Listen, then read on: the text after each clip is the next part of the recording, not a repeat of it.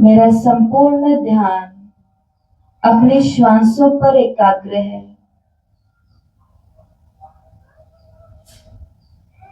मैं आत्मा अपने मन और बुद्धि की मालिक हूं। मस्तक के बीचों बीच जहां तिलक लगाया है, मैं दिव्य ज्योति बिंदु, प्रकाश का पुंज शांति से स्थिर होकर बैठी हूं। इस समय मैं कोई रिश्ता नहीं, कोई रिस्पॉन्सिबिलिटी, कोई जिम्मेवारी नहीं, कोई फिक्र, कोई चिंता नहीं। मैं केवल वर्तमान में हूं और अपनी खुराक लेने के लिए बैठी हूं। पूरे दिन अनेक घंटे जो भी मैं बिताती हूँ सब शरीर के लिए करती हूँ। सोना, खाना, पीना, कमाना, रिश्ते निभाना। आत्मा के लिए कुछ करने का समय अभी ही है। आत्मा का स्नान अभी होगा। आत्मा का भोजन अभी ही होगा। आत्मा की एक्सरसाइज भी अभी ही होगी। और सबसे मुख्य बात, इस चेतना की कमाई का समय अभी इसी वक्त है।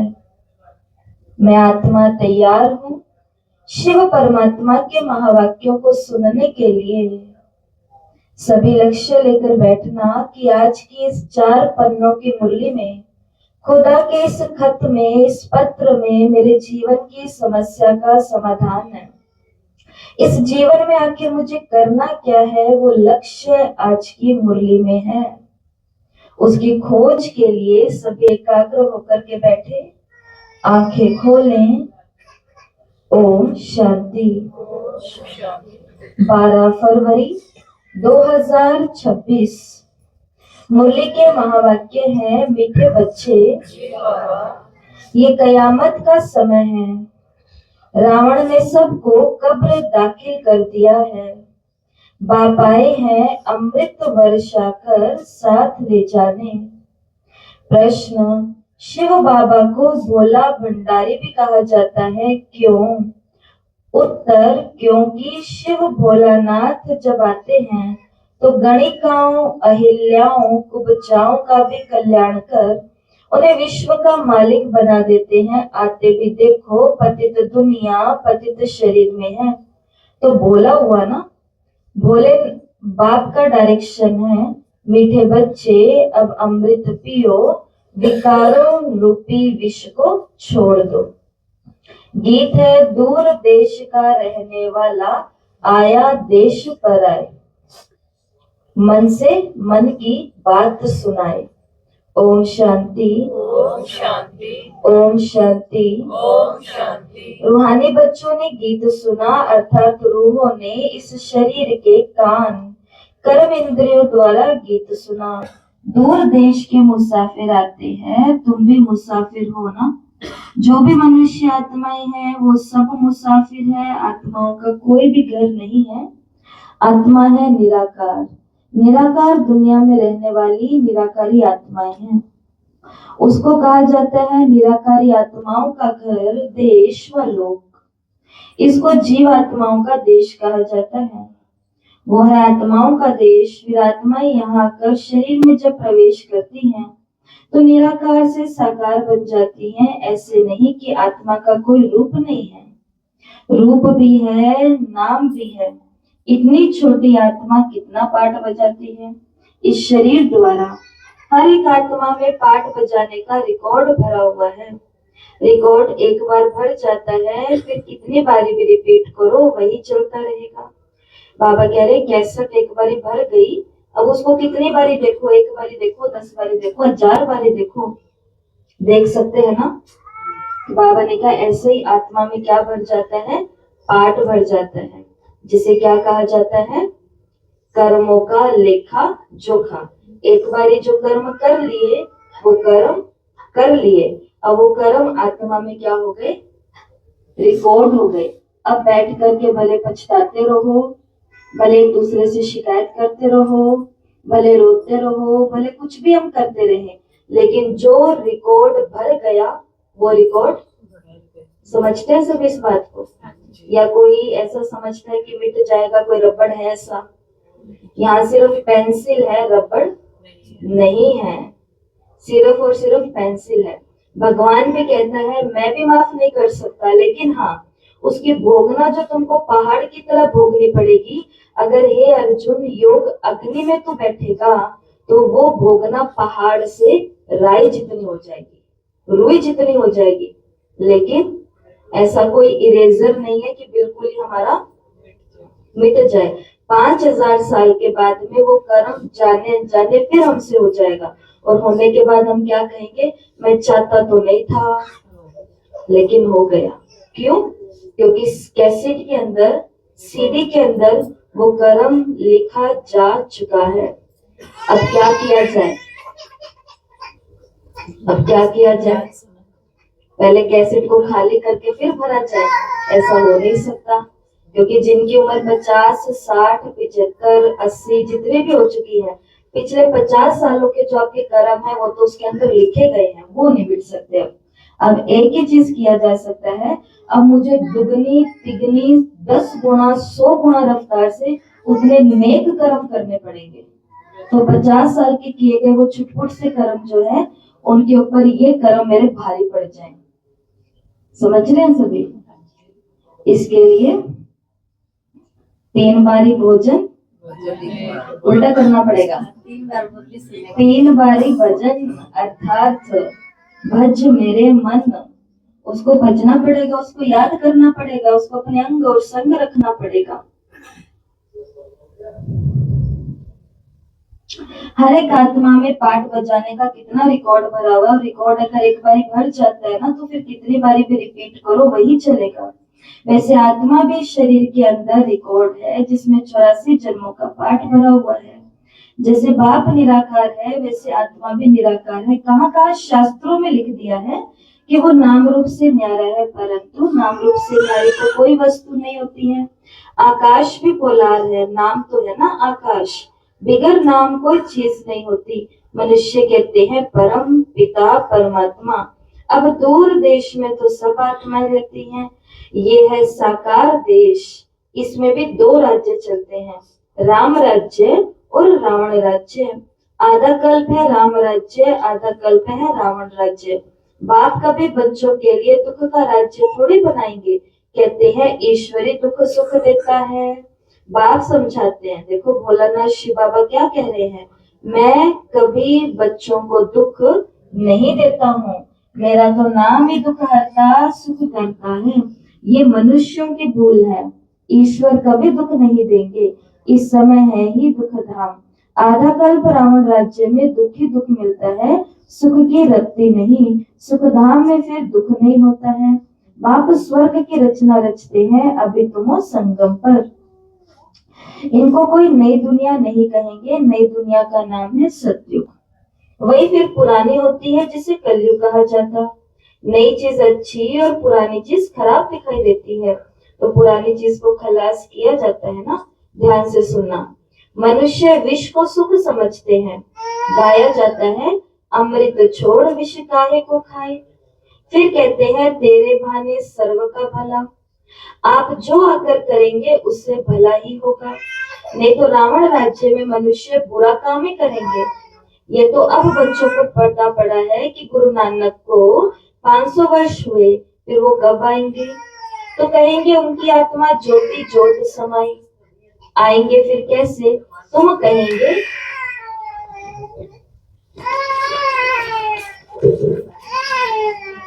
वो कहते मेरी भी मुरली सुनो। तुम कहेंगे वो आएंगे 4500 वर्ष बाद गुरु नानक फिर आएंगे।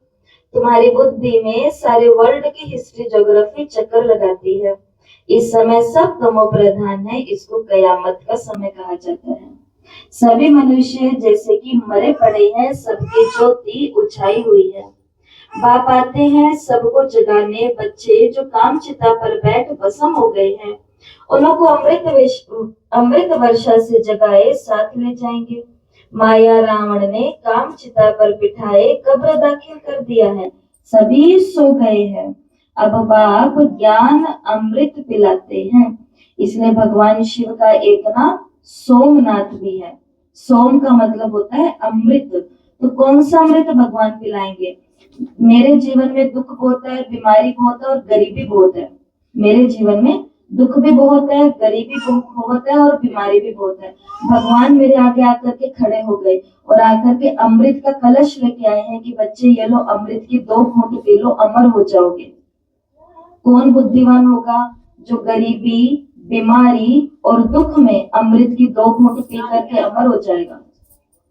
कोई पिएगा?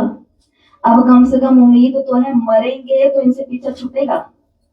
ऐसे बोलते ना दुखी होकर के कि मरूंगी तभी इनसे पीछा छूटेगा, मरूंगी तभी ये बीमारी दूर होगी, मरूंगी तभी मेरे तो ये दुख खत्म होंगे। नहीं तो दुख खत्म होने का नाम ही नहीं ले रहे। और अमृत की 1 बूंद भी पी ली तो राहु केतु की तरह क्या हो जाएंगे? अमर हो जाएंगे। दुख में अमर होना चाहता है वो हाथ उठाओ। जो कहता है मैं दुख में भी अमर होना चाहता हूँ वो हाथ उठाओ। जो कहते हैं मैं बीमारी में भी अमर ही रहना चाहता हूँ वो हाथ उठाओ। जो कहता है मैं गरीबी में भी अमर ही रहना चाहता हूँ, कभी नहीं मरना चाहता, वो हाथ उठाओ। कोई नहीं है। तो भगवान आके कौन सा अमृत पिलाते हैं? वो जिंदा ही रहो ऐसा अमृत किसी को नहीं पिलाते। शरीर श्री कृष्ण को भी छोड़ना पड़ा, शास्त्रों में लिखा इतने सालों के बाद। राम जी को भी छोड़ना पड़ा सरयू नदी में इतने सालों के बाद। गौतम बुद्ध को भी छोड़ना पड़ा, महावीर स्वामी को भी छोड़ना पड़ा, क्राइस्ट को भी छोड़ना पड़ा। जिन्होंने बड़े बड़े धर्मों की स्थापना कर दी, अमर वे भी न रह पाए। हमने तो कोई धर्म स्थापन किया ही नहीं, अपने सारे धर्म तो खो के बैठे हैं। हम शांति के धर्म की जगह हमने अशांति अपना ली, पवित्रता के धर्म की जगह हमें अपवित्रता अच्छी लगने लग रही है, सुख के धर्म की जगह हमने दुख का धर्म अपना लिया। तो भगवान सोमनाथ शिव बाबा कौन सा अमृत लेकर के आते हैं? ज्ञान। ज्ञान ऐसा तुमको ज्ञान सुनाऊंगा जो गरीबी तुमको गरीबी लगेगी ही नहीं। 1984 की अवैध मुरलियां चल रही है हमारी। एक मुरली में बाबा ने कहा, बाबा हमको इतना संतुष्ट कर देते, इतना संतुष्ट कर देते कि किसी के पास 2 रुपए है ना, बाबा के बच्चे के पास, उसको लगता है मेरे पास 2 करोड़ है। एक सेंटर पे एक दीदी के पास केवल 2 स्टूडेंट हैं, महाराष्ट्र के अंदर केवल 2 स्टूडेंट हैं। और उस दीदी का नशा देखो कि वो नीचे तो रहती नहीं है, वो ऊपर ही रहती है। और ऐसा नहीं है कि वो सेवा नहीं करती हैं, वो रात दिन सेवा कर रही है, रात दिन भाग रही है, भट्टियां कर रही है, ये कर रही है, वो कर रही है, जो कुछ वो कर सकती वो सब कर रही हैं। लेकिन वो जिस एरिया के अंदर है ना, वो एरिया ही ऐसा है तो वहां पर लोग हिम्मत नहीं कर रहे अपने जीवन को शुद्ध पवित्र बनाने की। तो 2 ही रेगुलर स्टूडेंट हैं। 2:30-3 बजे उठ करके अपना अमृत वेला करती है, नियम से क्लास को खोलती है, 2 लोगों को बैठ करके योग और मुरली कराती है, पूरा दिन अव्यक्त मुरलियों को पढ़ती रहती है और नए नए प्लान्स बनाती रहती हैं, सोचती रहती हैं। 2 हैं लेकिन लग क्या रहे हैं, मेरे पास 2 करोड़ है। और कईयों के पास 2 करोड़ होंगे, पैसे की बात कर रही हूँ, चलो लोगों की बात पर आ गई मैं। और किसी के पास बाबा ने कहा 2 करोड़ रुपए हैं और उसको क्या लगेगा? कमी है, क्योंकि दूसरा दिख रहा है उसके पास 10 करोड़ है। इसके लिए एक बीमारी जो हमको लगी हुई है, अब ये 15 तारीख को शिवरात्रि आएगी, यहाँ बाबा के बच्चे जो डायरेक्ट हैं और शिव भोलानाथ के बच्चे जो भी डायरेक्ट हैं, सभी आत्माएं जो भगवान के बच्चे यहाँ खुद को समझते हैं, मैं भगवान का लाल हूँ, मैं भगवान की संतान हूँ, मैं भगवान का बच्चा हूँ। तो अगर आप इस शिवरात्रि 15 तारीख संडे के दिन शिवरात्रि पर भगवान शिव को कुछ देना चाहते हो तो एक रोग जरूर देना। और वो एक रोग है जो बड़ों को, छोटों को, छोटे बेबी को सबको डिस्ट्रॉय कर रहा है, नष्ट कर रहा है। और वो रोग है कंपैरिजन, तुलना का भाव करना। यहाँ ऐसा, वहां ऐसा, इसका ऐसा, उसका वैसा, मेरा ऐसा, तेरा ऐसा। छोड़ दो, इन कर्मों के अंदर कुछ भी नहीं रखा हुआ, क्योंकि आत्मा अपने साथ वही लेकर के जाएगी, तिजोरी, बॉक्स, संदूक, पेटी, जो उसने खुद के ऊपर डाला है, खुद के अंदर डाला है। इसलिए पांडवों ने बाजी लगाई तो किसके पत्तों पर लगाई? अपने पत्तों पर लगाई। हम कौन से पत्तों पर बाजियां लगा रहे हैं? दूसरों के पत्तों पर बाजी लगा रहे हैं। इससे हमको कोई प्राप्ति होगी? नहीं होगी। इसके लिए 2 रुपए है तो लगना चाहिए 2 करोड़ है। वो कब होगा? जब सोमनाथ शिव बाबा हमें ज्ञान का अमृत पिलाएगा। इसके लिए अमृत पीना है कि विष पीना है? तो सारे क्या बोल रहे हैं? मेरे को धीरे धीरे आवाज आ रही है, अमृत की आ रही है, विष की तो नहीं आ रही है। अमृत पीना है। भाई क्या कहते हैं, अमृत या विष? अमृत या विष? बोल ही नहीं रहे, बोल दिया। अमृत अर्थात ज्ञान, विष अर्थात अज्ञान। अमृत अर्थात प्योरिटी, शुद्धता, स्वच्छता, पवित्रता, जो हमारे कृष्ण को पसंद है। ऐसा जीवन मेरे को जीना है, प्रैक्टिकली जीना है। शिव बाबा कहते हैं अब अमृत कहाँ और वो पानी कहाँ? सिख लोगों का बड़ा दिन होता है तो बड़े धूमधाम से तालाब को साफ करते हैं, उसमें से सारी मिट्टी गंदगी निकालते हैं। नाम रखा है अमृतसर, अमृत का तालाब। गुरु नानक ने भी बाप की ही महिमा की है। गुरु नानक खुद कहते हैं एक ओंकार सतनाम, वो सदैव सच बोलने वाला है। सत्य नारायण की कथा है ना, मनुष्य भक्ति मार्ग में कितनी कथाएं सुनते हैं। अमरनाथ की कथा, तीजरी की कथा। कहते हैं शंकर ने पार्वती को कथा सुनाई, और आज पार्वती क्या करवा रही है? सभी को अपने घर बाबा की मुरली सुनवा रहे हैं, कथा सुनवा रहे हैं, कहानी सुनवा रहे हैं। वो है सूक्ष्म वतन में रहने वाले, तो फिर यहाँ कथा कैसे सुनाई? कौन सी सुनाई? ये बातें बाप बैठ समझाते हैं कि वास्तव में तुमको अमर कथा सुनाए, अमर लोक में ले जाने में आया हूँ। मृत्यु लोक से अमर लोक में ले जाता हूँ। बाकी सूक्ष्म वतन में पार्वती ने ऐसा क्या दोष कर दिया कि उसको भी अमर कथा सुनानी पड़ी? शास्त्रों में तो अनेक कथाएं लिख दी है, सत्यनारायण की सच्ची कथा तो है नहीं। तुमने कितनी सत्यनारायण की कथाएं सुनी होगी। फिर सत्यनारायण कौन बनते हैं? कोई बनते हैं क्या और गिरते जाते हैं? अभी तुम समझते हो हम नर से नारायण, नारी से लक्ष्मी बनते हैं। ये है अमर लोक में जाने के लिए सच्ची सत्यनारायण की कथा, तीसरी कथा। तुम आत्माओं को ज्ञान का तीसरा नेत्र मिला है। बाप समझाते हैं तुम ही गुलगुल पूज्य थे। माना गुलगुल का मतलब फूल की तरह हम सभी पूज्य थे। तो 84 जन्मों के बाद तुम ही पुजारी बने हो, इसलिए गाया जाता है अपे ही पूज्य अपे ही पुजारी। बाप कहते हैं मैं तो सदैव पूज्य हूँ, तुमको आकर पुजारी से पूज्य बनाता हूँ। ये है पतित दुनिया। सत्युग में पूज्य पावन मनुष्य, इस समय है पुजारी पतित मनुष्य। साधु संत आदि सब गाते हैं पतित पावन सीताराम। बाबा ने कहा ये अक्षर है राइट, सब सीताएं हैं ब्राइड्स, तो हर आत्मा सीता क्या है? सजनी है। बाप कहते हैं हे राम आकर हमको पावन बनाओ। सब भक्तियां पुकारती है, आत्मा पुकारती है हे राम। गांधी जी भी गीता सुनाकर पूरी करते थे ना, तो कहते थे हे पतित पावन सीताराम। अभी तुम जानते हो गीता कोई श्री कृष्ण ने नहीं सुनाई। बाबा कहते हैं ओपिनियन लेते रहो कि ईश्वर सर्वव्यापी नहीं है। गीता का भगवान शिव है, ना कि श्री कृष्ण। पहले तो पूछो गीता का भगवान किसको कहा जाता है? भगवान निराकार को कहेंगे या साकार को?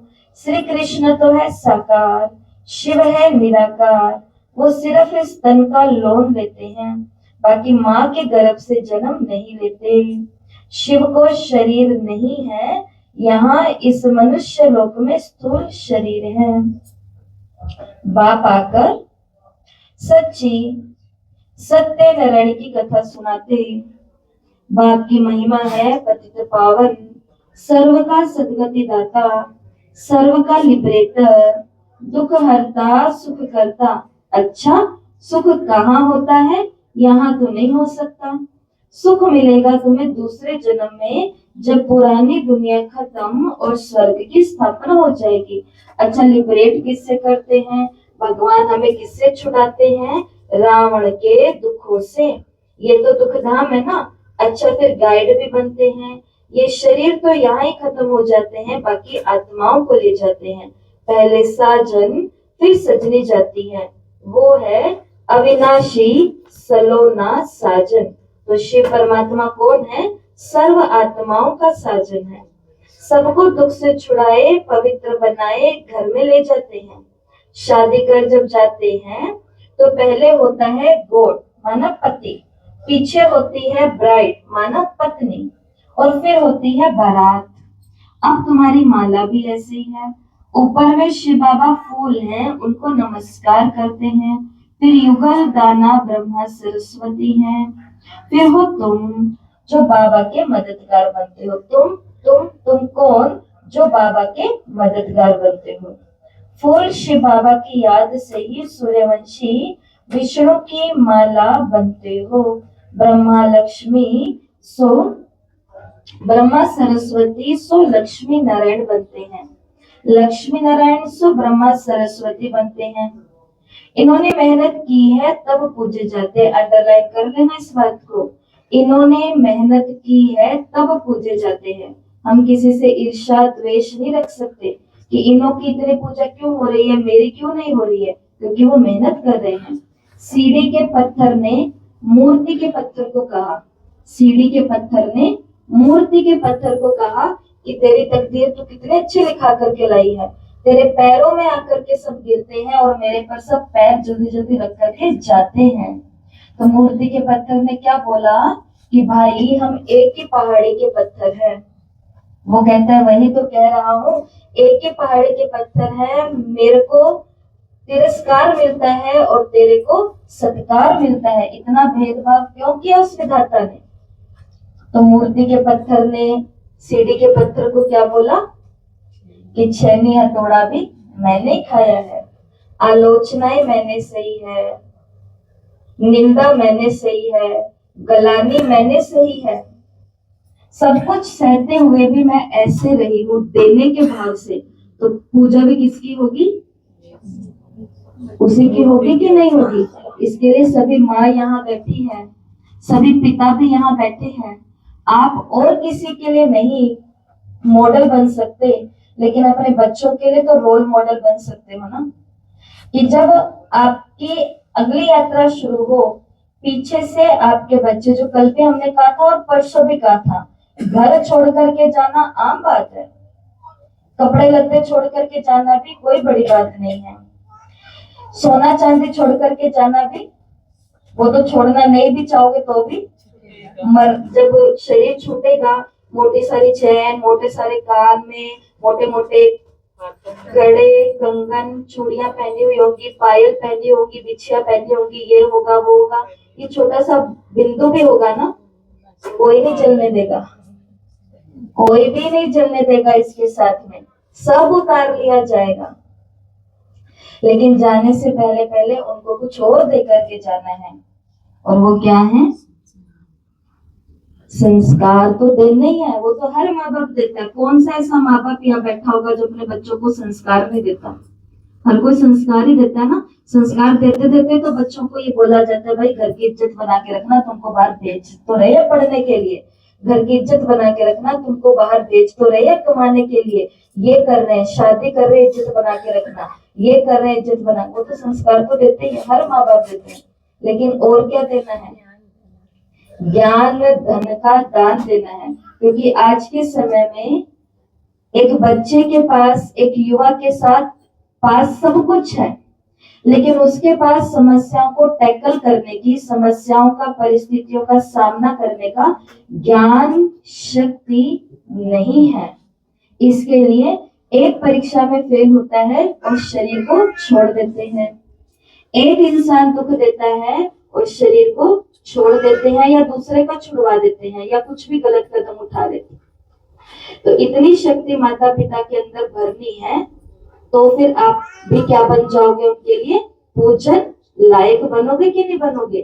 फिर वो साल में एक दिन डरते आपको याद नहीं करेंगे, वो हर दिन आपको याद करेंगे कि मुझे जो मिला है मेरी माँ ने सिखाया है, मेरे पापा ने सिखाया, मेरी माँ ने सिखाया, मेरे पापा ने सिखाया।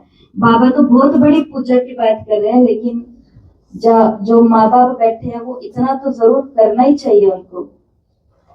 कोई को भी पता नहीं है कि माला क्या चीज है, ऐसे ही माला फेरते रहते हैं। 16,108 की माला होती है, बड़े बड़े मंदिरों में रखी होती है, फिर कोई कहाँ से और कोई कहाँ से खींचता है। बाबा बॉम्बे में लक्ष्मी नारायण के मंदिर में जाते थे, माला फेरते थे, राम राम जपते थे, क्योंकि फूल एक ही बात है ना, फूल को ही राम राम कहते हैं। फिर सारी माला पर माथा टेकते हैं, ज्ञान कुछ भी नहीं। पादरी लोग भी अपने हाथ में माला फेरते रहते हैं, पूछो किसकी माला फेरते हो तो पता नहीं, बस इतना कह देते हैं क्राइस्ट को याद करते हैं। उन लोगों को ये पता ही नहीं कि क्राइस्ट की खुद आत्मा कहाँ है। तुम जानते हो क्राइस्ट की आत्मा तमो प्रधान है, तुम भी तमो प्रधान बेगर थे, अब बेगर तो प्रिंस बनते हो। भारत प्रिंस था, अभी बेगर है। बेगर का मतलब होता है भिखारी, प्रिंस का मतलब होता है सिरताज। फिर प्रिंस बनते हो, बनाने वाला है बाप। तुम मनुष्य से प्रिंस बनते हो। एक प्रिंस कॉलेज में था, जहाँ केवल प्रिंस प्रिंसेस ही जाकर के पढ़ते थे।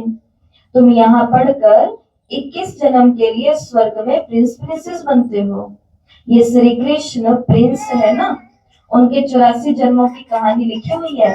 मनुष्य क्या जाने, कोई नहीं सोचता कि कृष्ण कौन से स्कूल में पढ़ा जो श्री कृष्ण बन गया अगले जन्म में जाकर के। बाबा ने कहा ये बातें तुम जानते हो, भगवान नो वाच, वो सबका फादर है। तुम गॉड फादर से सुनते हो जो स्वर्ग की स्थापना करते, उसे कहा जाता है सचखंड, और ये है झूठ खंड। सचखंड तो बाप स्थापन करते हैं, झूठ खंड रावण स्थापन करते हैं, रावण का रूप बनाते हैं, परंतु अर्थ कुछ नहीं समझते। किसी को पता नहीं कि आखिर ये रावण है कौन, जिसको मारते हैं और फिर जिंदा हो जाता है। कमाल का है ना, एक साल मारेंगे, अगले साल और तैयार होगा, लेकिन और बड़ा होकर के तैयार होगा। वास्तव में शिव बाबा बता रहे हैं कौन है रावण। वास्तव में 5 विकार स्त्री के, 5 विकार पुरुष के, इसे कहा जाता है रावण। उनको मारते हैं, रावण को मार करके फिर सोना भी लूटते हैं। बताओ, पहले तो उसको जला के आए और फिर जले हुए को कहते हैं सोना है, सोना। उन लकड़ियों को उठा करके अपने घर में लेके आते हैं और कहते हैं सब शुभ शुभ होगा। हो रहा है, रावण को सबके घर में लाए हैं तो क्या शुभ होगा, कुछ नहीं होगा। लेकिन बिना सोचे समझे सब जो करेंगे वो करेंगे। इसलिए शिव बाबा ये बात कह रहे हैं। तुम जानते हो ये कांटों का जंगल है। बॉम्बे में बबुलनाथ का मंदिर है, तो बॉम्बे में एक मंदिर है शिव जी का जिसका नाम है बबुलनाथ। बबुलनाथ का मतलब होता है जो कांटों को फूल बनाता है। बाप आकर के कांटों को फूल बनाते हैं। यहाँ तो सब एक दो को कांटा लगाते रहते हैं, अर्थात काम कटाई चलाते रहते हैं। इसको कहा जाता है कांटों का जंगल। सत्य को गार्डन ऑफ अल्लाह कहा जाता है। वही फ्लावर्स कांटे बनते हैं, फिर कांटे से फूल बनते हैं। अभी तुम 5 विकारों पर जीत पाते हो। इस रावण राज्य का विनाश होना ही है, आखिरी बड़ी लड़ाई भी होगी। सच्चा सच्चा दशहरा होना है, रावण राज्य खलास हो जाएगा, फिर तुम लंका लूटेंगे, तुमको सोने के महल मिल जाएंगे। लूटनी है तो असली की बाबा ने कहा लूटो, कि सोने के महलों में सीधा हम पहुंच जाएं। अभी तुम रावण पर जीत प्राप्त कर स्वर्ग के मालिक बनते हो। देखो बाबा ने क्या कहा, ध्यान से सुनना। बाबा सारे विश्व का राज्य भाग्य देते हैं, इसलिए इनको शिव भोला भंडारी कहते हैं। गणिकाएं, अहिल्याएं, कुब्जाएं, सबको बाप विश्व का मालिक बनाते हैं। कितना भोला है। आते भी पतित दुनिया और पतित शरीर में है, बाकी जो स्वर्ग के लायक नहीं है वो विश्व पीना छोड़ते नहीं है। बाप कहते हैं बच्चे ये अंतिम जन्म पावन बनो। अभी आरती बहन ने गीत गाया ना, लाल भी पहन के देखा तो पीला भी पहन के देखा, लेकिन सफेद पहनना कोई हंसी मजाक का खेल नहीं है। ये बोलना बहुत आसान है, अरे वो तो हम शांति में जाते हैं, अरे वो तो यहाँ जाते हैं। आकर के देखो तो सही, सारे खेल मालूमात पड़ेंगे। ये हंसी मजाक का खेल नहीं है। एक जन्म भगवान से सौदा करना कि सारा संसार विकारों की तरफ जा रहा है, आकर्षण की तरफ जा रहा है, देह का प्रदर्शन करने की तरफ जा रहा है, जीभ के स्वाद की तरफ जा रहा है। लेकिन उसी संसार के अंदर कुछ युवा नर और नारियां ऐसी है जो संयम की तरफ जा रही है, वैराग की तरफ जा रही है, दुनिया को खाने की सेवा की तरफ जा रही है। देह का प्रदर्शन नहीं, लेकिन देह को भगवान के यज्ञ में लगाने की सेवा, उस कार्य की ओर बढ़ रही है। कितने जन्म की बात है? कहाँ बच्चा, कहाँ एक जन्म। जो गृहस्थ यहाँ बैठे हैं उनका तो एक जन्म में भी आधा जन्म पूरा तो संसार देख ही लिया ना, पूरा तो संसार देख लिया। कौन सा विकार है जो देखा नहीं, भोगा नहीं? सब कुछ करने के बाद भी अगर हम बोले कि भाई एक ही तो जिंदगी हमको मिली है, इसको भी शांति से हम ना जिए क्या? तो शांति से जियो, बिल्कुल जियो। लेकिन आपकी जिंदगी तो शांति से निकली, लेकिन अब के जो बच्चे जिस दुनिया में बड़े हो रहे हैं ना, वो दुनिया हमने अच्छी छोड़ी नहीं है उनके जीने लायक। क्या छोड़ा है? स्कूल सेफ नहीं है, स्कूल के वैन सेफ नहीं है, स्कूल के टीचर सेफ नहीं है, स्कूल के बच्चे सेफ नहीं है, अथॉरिटी सेफ नहीं है, गवर्नमेंट सेफ नहीं है। यहाँ तक कि अभी संसद के अंदर बहुत बड़ी डिस्कशन हुई है। एक युवा नेता ने बड़े बड़े जो राष्ट्र के अधिकारी हैं उन सभी के आगे पूरी की पूरी पोल पट्टी खोल दी कि ये जो दूध है इसके अंदर क्या क्या चीजें आ रही है, ये जो आइसक्रीम है इसके अंदर क्या क्या आ रहा है, ये जो मैगी चॉकलेट फलाना ढिमकाना, जिस तरफ सारी संसार जा रहा है उनके अंदर हम डाल क्या क्या रहे हैं, सब चिट्ठा बता दिया। तो हमने उनके लिए दुनिया छोड़ी कहाँ है अच्छी? तो इसके लिए शांति से जीना है, परंतु थोड़ा सा शांति की ओर आकर के शांति से जीना है। एक जन्म पावन बनो। कितना जन्म? कितना जन्म? ये विकार तुमको तो आदि मध्य अंत दुखी तो बनाते हैं। क्या तुम इस एक जन्म के लिए विष पीना नहीं छोड़ सकते हो? मैं तुमको अमृत पिला करके अमर बनाता हूँ, फिर भी तुम पवित्र नहीं बनते हो। विष के बिगर, सिगरेट के बिगर, शराब के बिगर तुम नहीं रह सकते हो। रह सकते हैं शराब के बिना हम? तो हम कहेंगे हमने तो कभी पी। तो किसी के लिए तो आज की मुरली चली है। भगवान कहते हैं कि लोग कहते हैं तू आ तो सही, एक बार गला काट के तेरे सामने रख दूंगी, ये कर दूंगा, वो कर दूंगा, ना जाने क्या क्या कर दूंगा। भगवान कहते हैं कुछ मत करो, सिर्फ ये विकार जो तुम आत्मा को कष्ट दिलवा रहे हैं, भविष्य को बिगड़ा रहे हैं, उन विकारों को तुम मेरे ऊपर अर्पण कर दो। विष बिगर, शराब बिगर, सिगरेट बिगर तुम रह नहीं सकते हो। मैं बेहद का बाप तुमको कह रहा हूँ बच्चे, इस एक जन्म के लिए पावन बनो तो तुमको स्वर्ग का मालिक बना दूंगा। पुरानी दुनिया का विनाश और नई दुनिया का स्थापन करना ये बाप का ही काम है। बाप आया हुआ है सारी दुनिया को दुख से लिबरेट कर सुख धाम और शांति धाम में ले जाने। अभी सब धर्म विनाश हो जाएंगे, एक आदि सनातन देवी देवता धर्म की फिर से स्थापना हो जाएगी।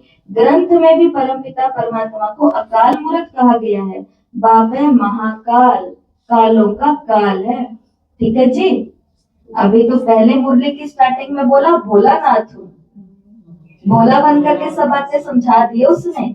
विष छोड़ दो, अर्थात विकार को छोड़ दो। अगर आपने उम्र ले ली है तो, आपका संसार बस चुका है तो छोड़ दो उन विकारों को। छोड़ दो शराब को, छोड़ दो सिगरेट को, छोड़ दो चुगली चट्टों को, छोड़ दो इधर उधर जाने को, छोड़ दो सारी फालतू बातों को। भोला बन करके कह रहा है मुरली पूरी होते होते याद दिला दिया कि चिंता मत करो, महाकाल भी मैं ही हूँ। अभी तो बाप, टीचर और गुरु का रोल चल रहा है। रोल चल क्या रहा है, पूरा ही हो गया, समझ लो आप। अब चौथा रोल बाकी है, वो होगा धर्मराज का। सिर्फ न्याय होगा, न्याय होगा, कुछ पूछा नहीं जाएगा, कुछ बताया नहीं जाएगा, सीधा का सीधा न्याय होगा, क्योंकि धर्मराज के साथ बैठा है चित्रगुप्त। चित्रगुप्त। ऊपर से सफेद काम किए, लेकिन अंदर में काला था, खोट था। चित्रगुप्त बाहर वाला रिपोर्ट धर्मराज को नहीं देगा, अंदर वाली रिपोर्ट देगा कि सेवा तो कर रहे थे लेकिन किसी को गिराने के लिए, सेवा तो कर रहे थे लेकिन किसी को दिखाने के लिए, सेवा तो कर रहे थे खुद का नाम प्रचार करने के लिए। नाम तो होगा ही, 1984 की मुरली चली है।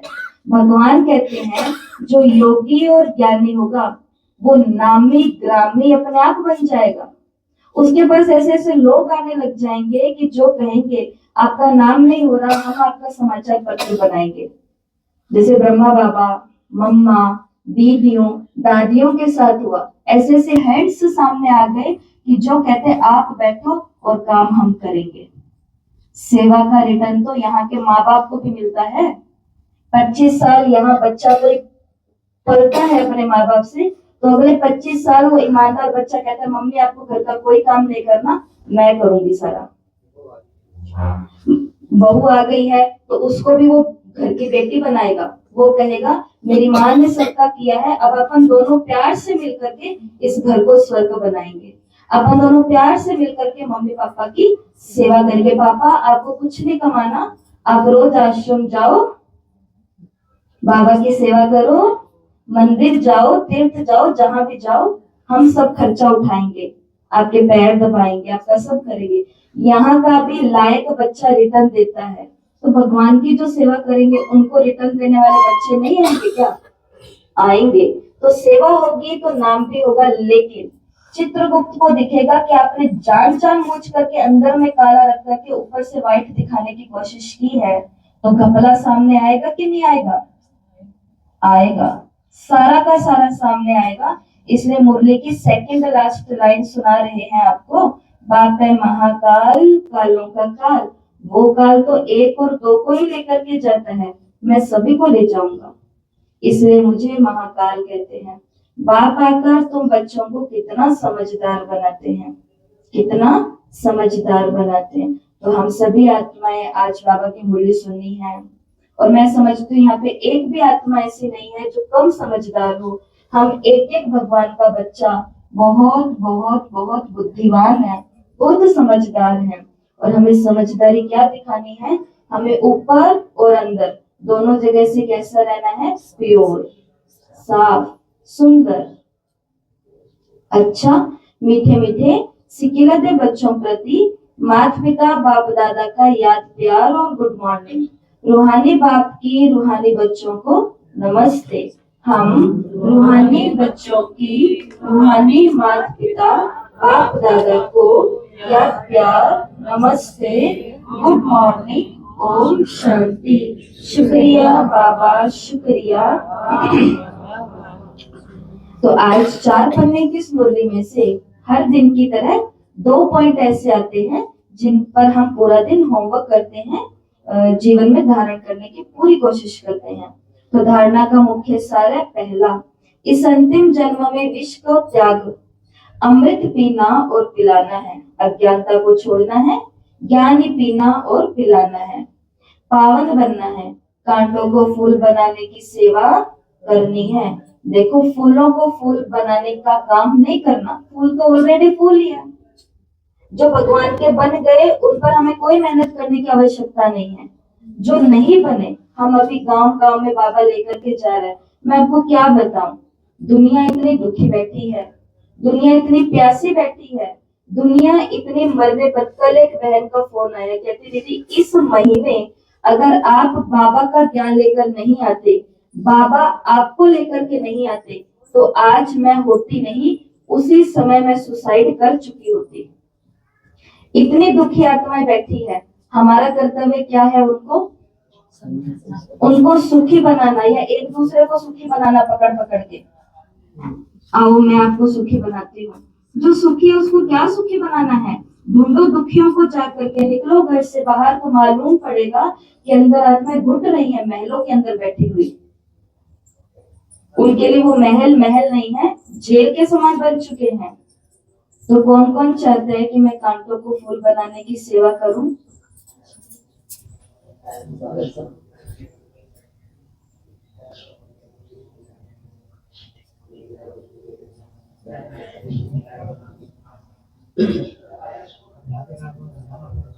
कह दिन तो वैसे चलना जा रहा हूँ, चलो ले जाने को जोर होगा, चलो तैयार है।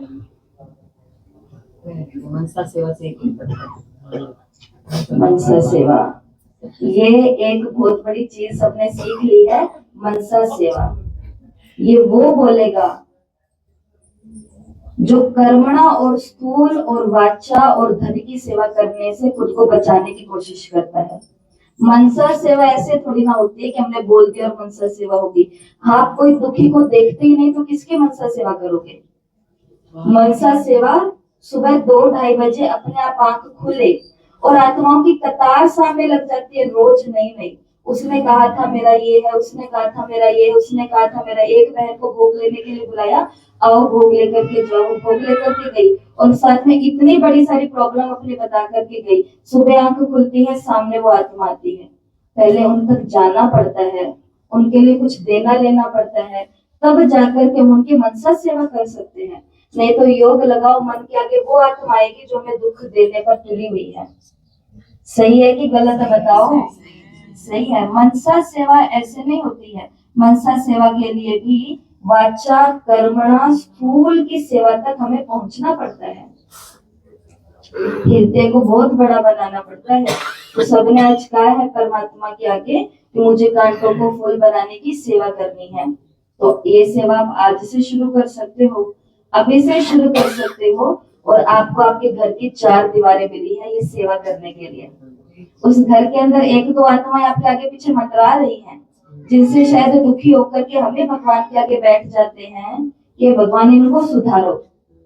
उसने काम दिया तुम सुधारो, तुमने कहा है कांटों को फूल मैं बनाऊंगी और तुम भगवान को कह रहे हो आप इनको सुधारो।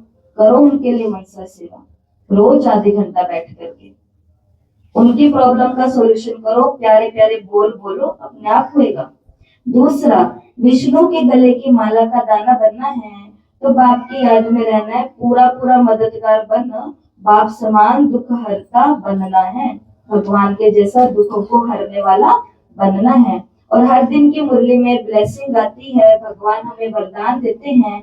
आज की मुरली का वरदान है अपनी अलौकिक रूहानी वृत्ति द्वारा सर्व आत्माओं पर अपना प्रभाव डालने वाले मास्टर ज्ञान सूर्य भव। जैसे कोई आकर्षण करने वाली चीज आसपास वालों को अपनी तरफ आकर्षित करती है, सभी का अटेंशन उसकी तरफ जाता है, वैसे जब आपकी वृत्ति अलौकिक रूहानियत वाली होगी तो आपका प्रभाव अनेक आत्माओं पर अपने आप पड़ेगा। अलौकिक वृत्ति अर्थात न्यारे और प्यारेपन की स्थिति स्वतः ही अनेक आत्माओं को आपकी ओर आकर्षित करेगी। ऐसी अलौकिक शक्तिशाली आत्माएं मास्टर ज्ञान सूर्य बन अपना प्रकाश चारों ओर फैलाती हैं। स्लोगन है, सदा स्वमान की सीट पर रहो तो सर्व शक्तियां आपका ऑर्डर मानती रहेंगी। और आज के अव्यक्त इशारे हैं, ज्ञानी बनने के साथ साथ स्नेही बनो। स्व की सेवा विश्व सेवा का आधार है। सेवा में सिर्फ 2 शब्द याद रखो, एक निमित्त हूँ और दूसरा निर्माण बनना है। इससे एकता का वातावरण बनेगा, एक दो के सहयोगी बनेंगे। तेरे मेरे की, मान शान की, टकराव की भावनाएं समाप्त हो जाएंगी। उसके लिए क्या करना पड़ेगा? एक तो मैं निमित्त हूँ और दूसरा निर्माण, मुझे किसी का भी मान नहीं चाहिए, इतना जिगर रखना पड़ेगा। तो फिर बाबा ने कहा आपका वातावरण एकता का बन जाएगा। और बाबा ने तो थोड़े दिन पहले अव्यक्त मुरली में कहा था कि अपने सेंटर को, अपने सेवा केंद्र को, अपने संगठन को ऐसा बनाओ जो औरों के लिए एक उदाहरण मूर्त बन जाए, कि क्लास हो तो इनके जैसी हो, संगठन हो तो इनके जैसा हो, ग्रुप हो तो इनके जैसा हो। क्या इतनी मजबूती फेविकॉल के जैसी संगठन में है? थोड़ा थोड़ा है। थोड़ा थोड़ा हो रहा है। कब तक हो जाएगा? जब तक सांस चलेगा। ले बहुत लंबा दे दिया है। जल्दी होगा। जल्दी करना है ये काम। जुड़े में दिखा रहे हैं और कोशिश में तो हम लग गए हैं। कोशिश में लगे हैं। नहीं, आपके लिए तो ये बात नहीं आती है, ये सभी पुरानों के लिए है। जो एक संगठन का हिस्सा है ये उनके लिए है। शिवरात्रि तक 2 दिन ही बचे हैं, देखो दिन कम है। तो ये थी परमात्मा की मुरली, मुरली। म का मतलब होता है जिसके अंदर मधुरता भरी हुई है। र का मतलब होता है जिसमें रमणीकता भी बहुत है। ल का मतलब होता है